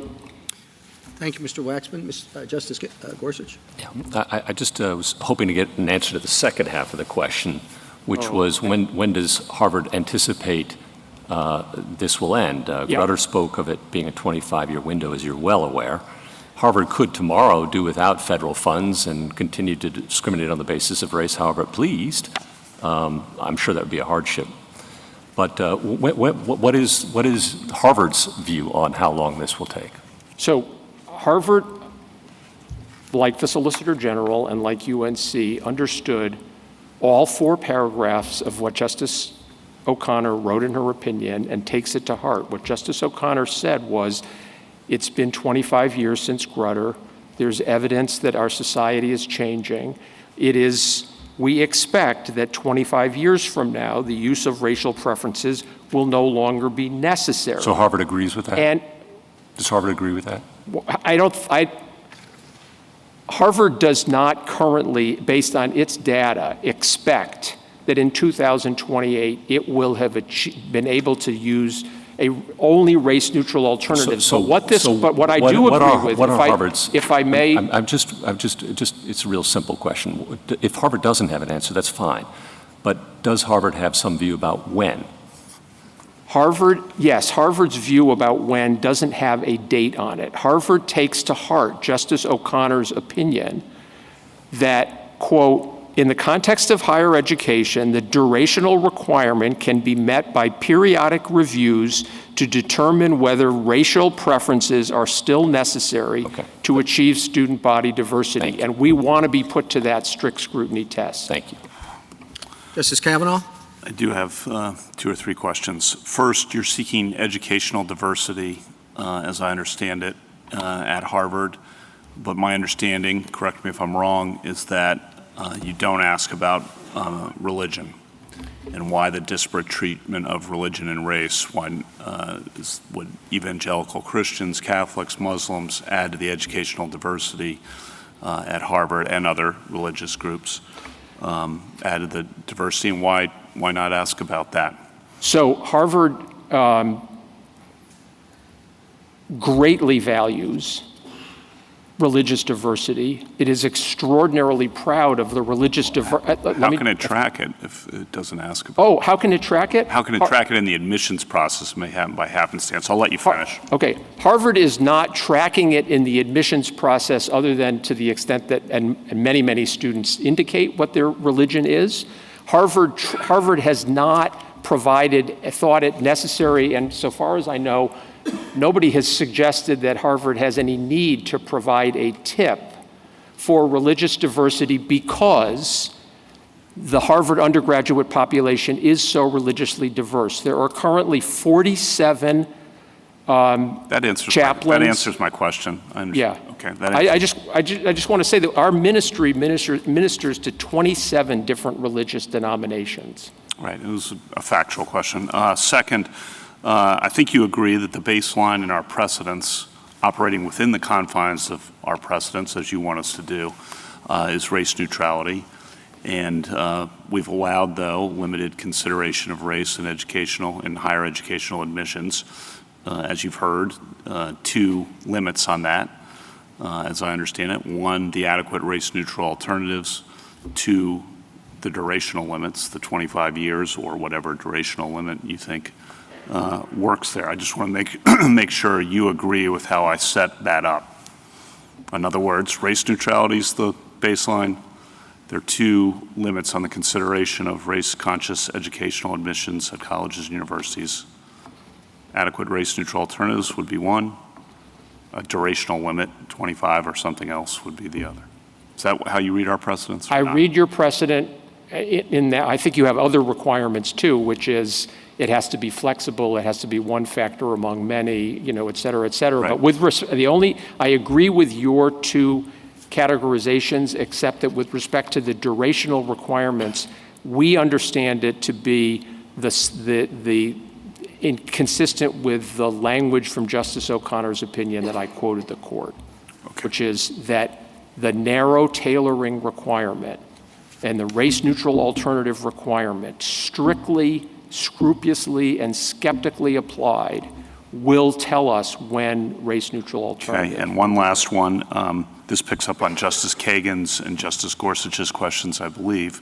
But on the adequate race-neutral alternatives question, it seems that Harvard would have to sacrifice potentially something else to achieve what you think would be meaningful, sufficient racial diversity. And I think the questions, Justice Gorsuch, were, well, why don't you have to then sacrifice those something else's to achieve the, if you're going to otherwise use race-conscious means? And there's no question that... In other words, I think that's a legal question we're going to have to ultimately figure out. Does a university have to sacrifice those other things or not? And so what this court's precedents say, Bakke, Grutter, and Fisher are, of course, there are race-neutral alternatives that may require some sacrifices. A university is not required to sacrifice, so much that it changes the essential character. I wish I had this court's own words, but I think that's the test, and that was certainly the test the district court applied. That suffices, and you answered it. Thank you. Thank you. Justice Barrett? Mr. Waxman, this is not a question about Harvard's history of anti-Semitism, but I do want to go back to the opinion in Bakke and Justice Powell's holding up Harvard's application process as a model. And then Justice O'Connor and Grutter again referred back to Harvard's admissions process. And I want to know whether Harvard's admissions process has meaningfully changed from the time that Justice Powell held it up. I mean, what Justice Powell found attractive about it, what Justice O'Connor endorsed, was the holistic aspect of it, and that race can be used as a tip. In its essence, is it the same? Yes, race can be used as a tip, as one of many, many, many tips in an effort to achieve diversity that is across many, many dimensions beyond ethnic. And so in the way that Harvard thinks about its admissions process, it is the same now as it was in Bakke. Yes, Harvard is, can I just give one sentence explication to that? What the Harvard Admissions Committee is attempting to do with the benefit, the luxury of a pool of applicants that is supremely qualified, is to bring together a class of 1,600 matriculants who are best, in the judgment of the admissions committee and the faculty that oversees it, are best able to learn from and teach each other as an organic whole. So my question is, we've been talking a lot about endpoint, and my question is, so Bakke was, almost 50 years ago now. If Harvard's admissions process is essentially the same in the way that it accounts for race and thinking about endpoints, and I recognize and you describe some of the things that Harvard is doing to try to recruit more minority applicants, but why are we to think that there will be an endpoint? And Grutter's pretty insistent. I mean, Grutter says the requirement that all race-conscious admissions programs have a termination point. So there has to be one, and if it really hasn't changed much since Bakke. So the system, that is, we're taking race into account as one factor among many.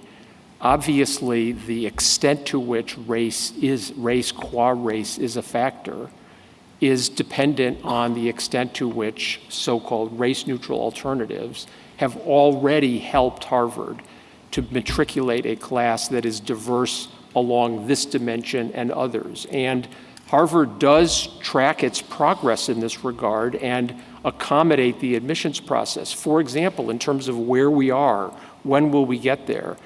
The The record contains, any number, a faculty committee study, a working group, a task force, all of which made reports about this, but it also annually does a comprehensive survey of its graduating seniors and asks them questions that go to this. And the survey and the record on the benefit side, I think to Harvard's great satisfaction, showed that 2/3 of all of the seniors said that their Harvard experience strengthened their ability to relate to people of different races, nations, and religions, and 70% said that Harvard's experience had led them to seriously question or rethink their beliefs about a race or ethnic group different than their own. But that's showing the educational benefits of diversity, right? And it shows that in terms of, are we there yet?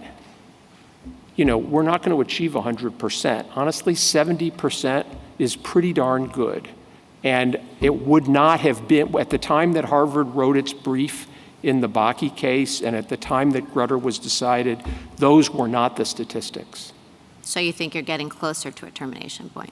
We are very definitely getting closer to a termination point, both in terms of engineering race-neutral alternatives, but also achieving a class that is diverse across religious, viewpoint, racial, ethnic, academic, political. Yes, we are proud of the progress we made. As Dean Smith said, we still have work to do, including with respect to the way in which we treat students and allow students to interact with each other once they get here. Okay. Thank you. Thank you. Thank you, counsel. Thank you.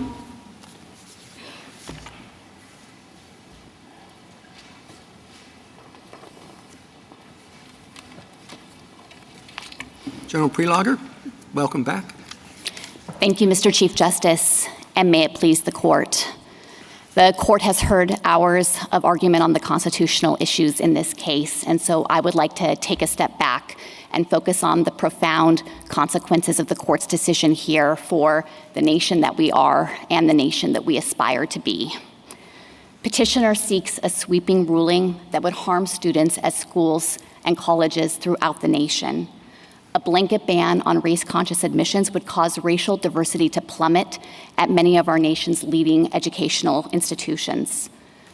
Race-neutral alternatives right now can't make up the difference, so all students at those schools would be denied the benefits of learning in a diverse educational environment. And because college is the training ground for America's future leaders, the negative consequences would have reverberations throughout just about every important institution in America. For the United States military, as I've explained, having a diverse officer corps is a critical national security imperative. For corporate America, diversity is essential to business solutions. For the medical community and scientific researchers, diversity is an essential element of innovation and delivering better health outcomes. Overruling Grutter would have devastating effects on our nation's efforts to move ever closer to a more perfect union where our nation's diversity is a source of its greatest strength. And I think the court should not take the destabilizing step of overruling precedent here. Justice Gorsuch, you asked a series of questions about race-neutral alternatives, and I want to offer the position of the United States. I think, Justice Barrett, you also asked these questions about things like legacy, donors, children of faculty and staff. And I want to be very clear on behalf of the United States that if it could be shown that eliminating those kinds of preferences would actually enable a university to meet its diversity goals and to be able to offer the educational benefits of a diverse student body, then yes, we think absolutely that can function as a race-neutral alternative. And it's incumbent on universities to consider those kinds of options as they chart a path forward. And so I think to the extent that the court has any concerns about that or thinks that the lower court in this case did not apply that kind of standard, that would be wrong, because the court has made clear that strict scrutiny in this context is strict, and that universities have to undertake continual obligations to search for those types of alternatives in order to be able to achieve diverse student enrollment without taking race into account. Grutter was about college admissions, but in your opening statement, it seemed to me you want to extend it to employment. Is that right? No, Justice Alito, I was trying to make the observation that the experience of students in those 4 years of college have effects on the course of their life. Then why were you talking about corporate America? Because corporate America, like the United States military, relies on having a diverse pipeline of individuals who had the experience of learning in a diverse educational environment and who themselves reflect the diversity of the American population. We're not asking the court to extend Grutter in any way here. We're only asking the court to reject petitioner's request for the court to overrule that precedent, because I think it would have these destabilizing ramifications in just about every important industry in America. General, if we were talking about the 25-year mark, so let's imagine we fast forward and it's 5 years from now and we're considering whether to, same question, would it be overruling Grutter at that point to say this is the end point, we're at 25 years, no more race consciousness in admissions? I think it would if this court based that decision on the nature of the compelling interest here. I just don't think it's a tenable way to read Grutter to say that the court was suggesting that 25 years from now, poof, the interest in diversity in higher education is no longer compelling. That is and will remain a compelling interest. And Grutter observed that over time, it would be possible for schools and universities to achieve that interest without having to take race into account. And I understand the concerns, Justice Barrett, that you've raised, Justice Kavanaugh, that you've raised about the fact that the arc of progress in society has perhaps been slower than the Grutter court imagined. I think if this court has those concerns, it could emphasize that the narrow tailoring requirement remains very strict in this case. Universities should be held to a high standard and a heavy burden to explore those alternatives, to put into practice the race-neutral alternatives that currently exist, and to try to get to the point that the Grutter court imagined and that we will eventually reach as a nation where it is no longer necessary to take race into account. But what if the structural barriers, there's not a remedial justification on the table here. Our precedents rule that out. What if the structural barriers just make it impossible 25 years from now to sit here and say that without race-conscious admissions, especially if Harvard wants to keep everything exactly the same with respect to its other metrics like SAT scores not dropping at all and the museum and the squash team and all of that stuff. What if it's just impossible? And so what if Grutter was grossly optimistic in what it thought was achievable, and perhaps, Grutter, as we've talked about earlier in the argument, emphasized the risky and potentially poisonous nature of race classifications.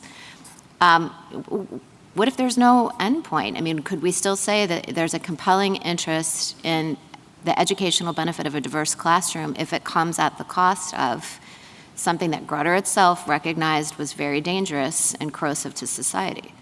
I do think that, yes, the compelling interest would still exist there.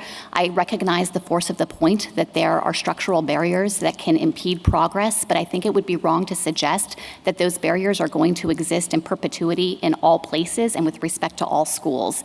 The states are not similarly situated in this regard. There are 9 states, as petitioners emphasized, that have barred the use of race in college admissions, and many of the universities and colleges in those states have been able still to achieve enrollment of diverse student bodies. And I think that it's incumbent on every college and university around the nation to study from and learn from those examples.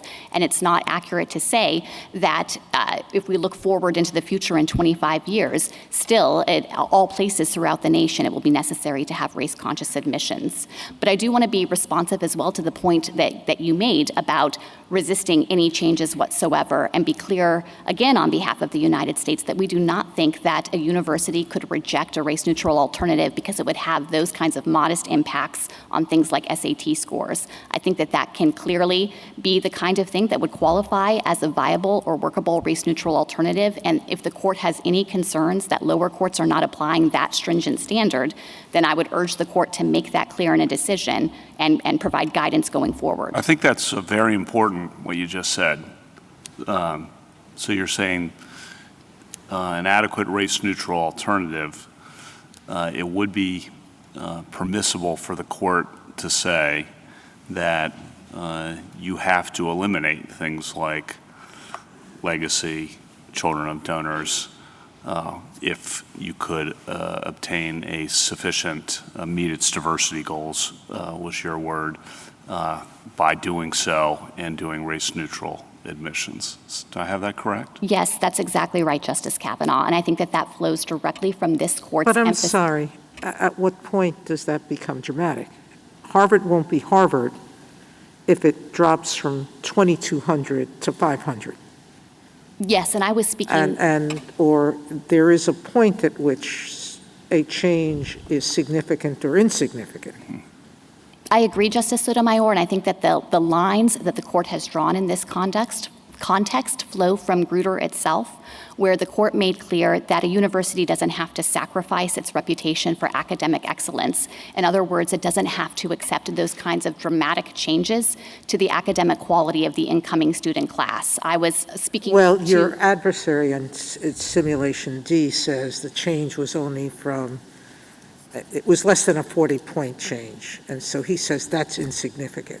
Why do you think his point is not valid?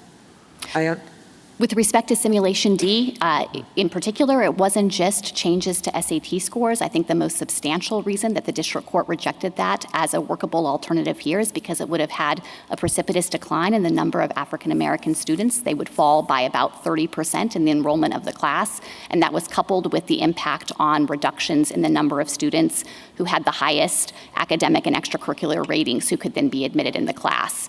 But I So don't... you're sacrificing the essence of Harvard, academic excellence.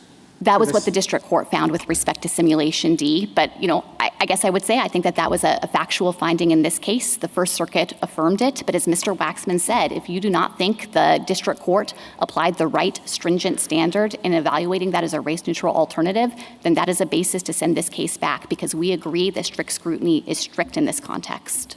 The other side points to the examples, as you've heard, throughout of California and Washington and Michigan and Florida and other states, and says, well, if they just put their effort to it, they will be able to use race-neutral alternatives and still be able to achieve its diversity goals. I'm going to bracket the fact that its diversity goals is still pretty vague, but we talked about that in the last case, but would still be able to do so. You want to respond to that? So as I was saying to Justice Barrett, I do think it's the case that there are some states and certainly some institutions today that can fully achieve a diverse student body without needing to take race into account. With respect to California and Michigan in particular, since your question referred to them, I would point the court to the amicus brief filed by those university systems in those states, which have explained that actually they have struggled despite implementing any number of race-neutral alternatives to actually see true diversity across all of their campuses, including their most selective campuses. And University of California in particular points to Berkeley and UCLA as places where there have been these dramatic declines in diversity, racial diversity on campus. I guess this will be repetitive, but you've said true diversity, meet its diversity goals. I'm not sure exactly what that means, and we're going to have to figure that out, I guess.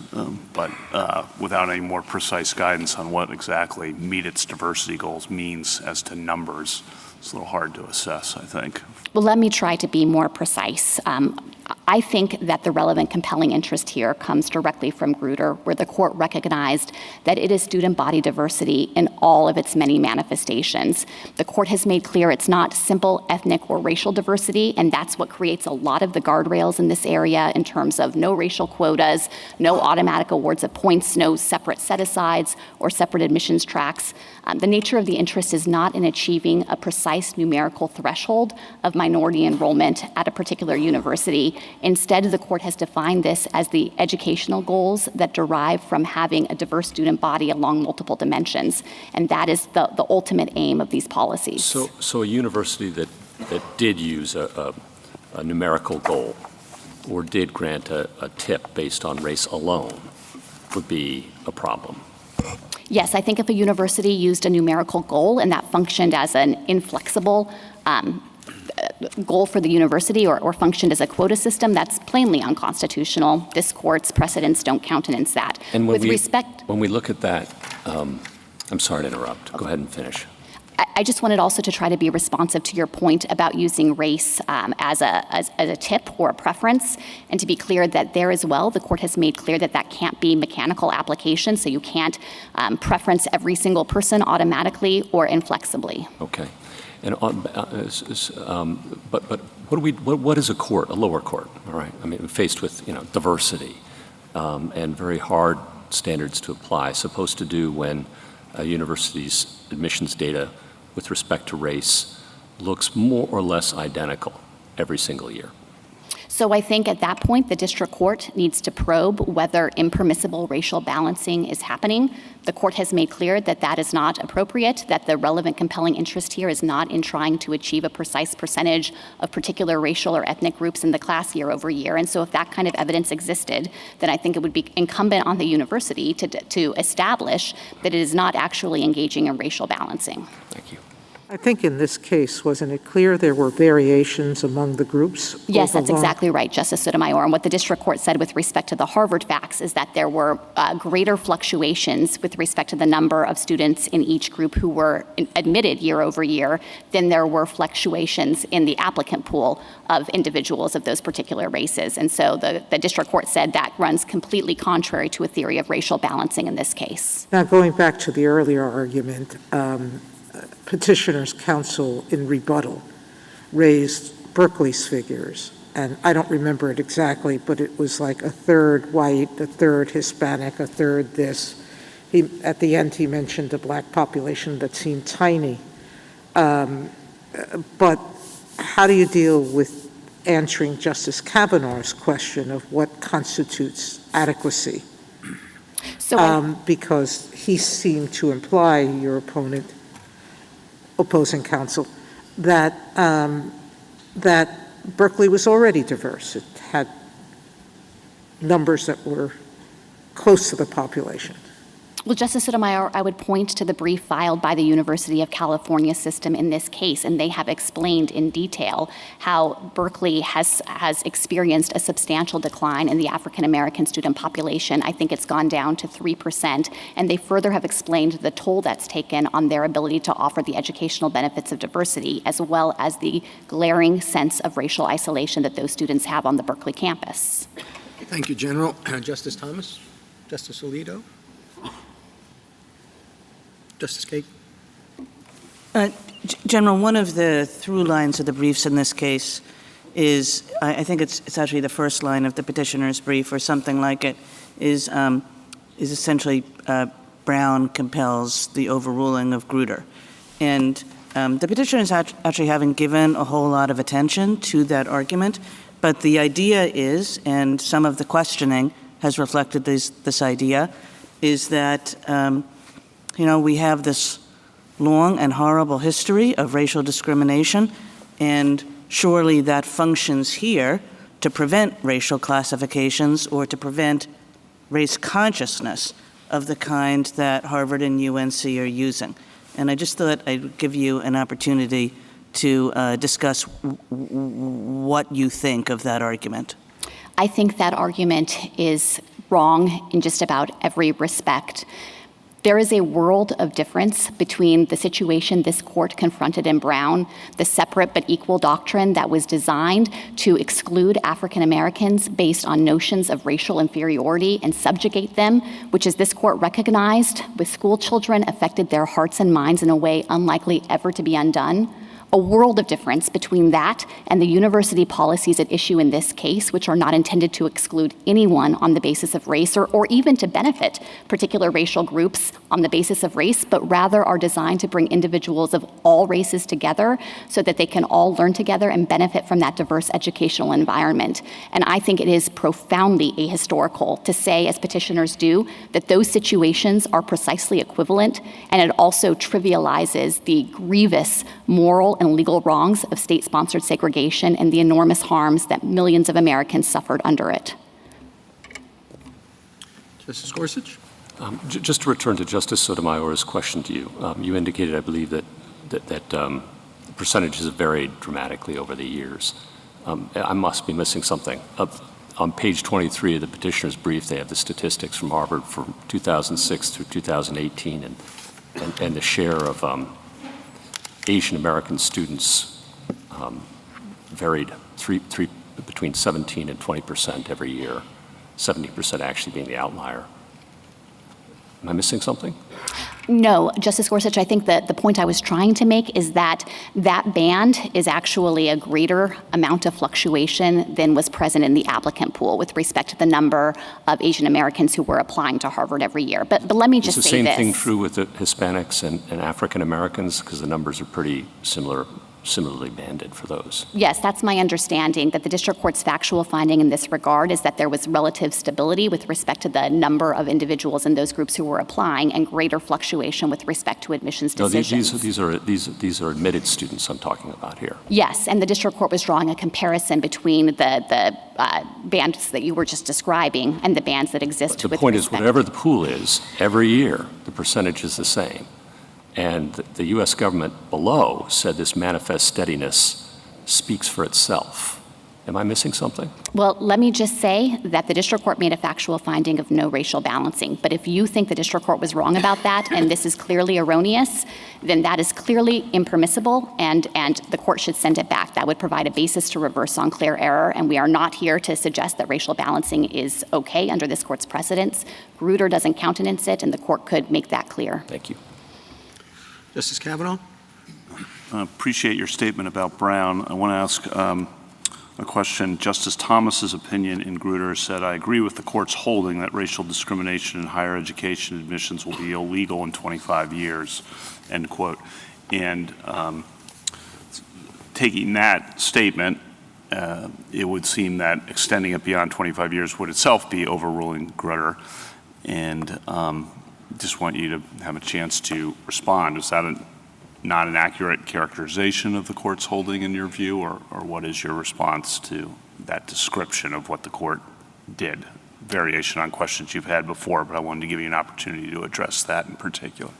I do think that is not how the court itself understood the language. The court made clear in the 4 paragraphs that we've been discussing that the court expected that universities would no longer be able to justify race-conscious admissions policies over time, but that was because the court expected that due to the rate of change in society, they would be able to achieve the benefits of student body diversity without taking race into account. And so I don't think that it's tenable to read the majority opinion in that case as having determined that there was a 25-year clock that would be inflexible. Instead, it was an expectation about what changes we would see in society. Thank you. Justice Barrett? Thank you, General. Rebuttal, Mr. Norris?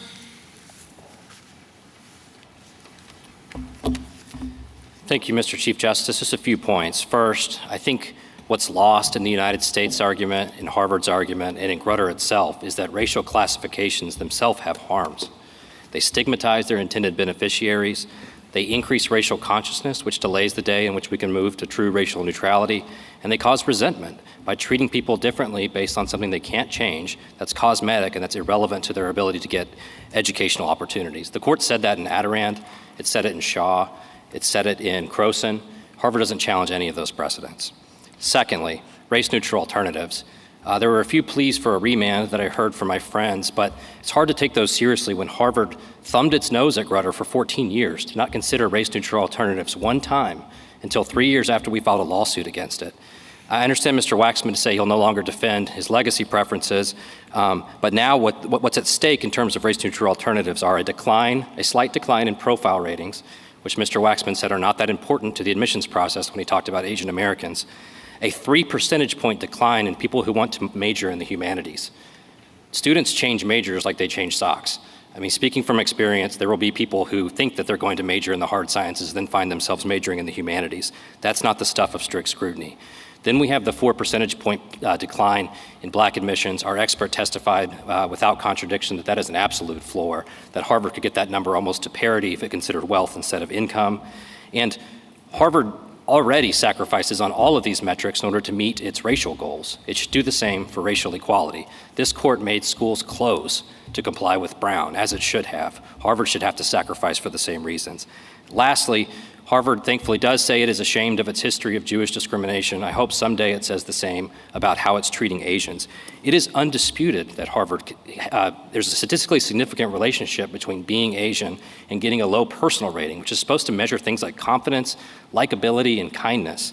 Harvard's witnesses consistently testified that Asians don't deserve lower personal ratings in their experience. Harvard didn't submit a model of the personal rating itself, which means I think they probably did study it and then realized they couldn't get rid of the disparity. And the model, when you take the personal rating out of an admissions model, it shows a statistically significant disparity against Asian Americans in admissions decisions. Now, the district court said, I believe Harvard that it doesn't discriminate, but we don't typically let people satisfy strict scrutiny with just their testimony. Mr. Waxman said it's attributable to unobservables in the model, but unobservables is code for the Asians really deserve it. And that's simply not true. That was not ever supported by any evidence in the record. And we keep saying Asians. These are not Asians. They're not from Asia. These are people who are Americans. They were born in Texas, California, Ohio, Tennessee. They should not be the victims. They were born in 2005, the people who are applying to college now. They should not be the victims of Harvard's racial experimentation. Thank you. Thank you to all counsel in both cases. Case is submitted.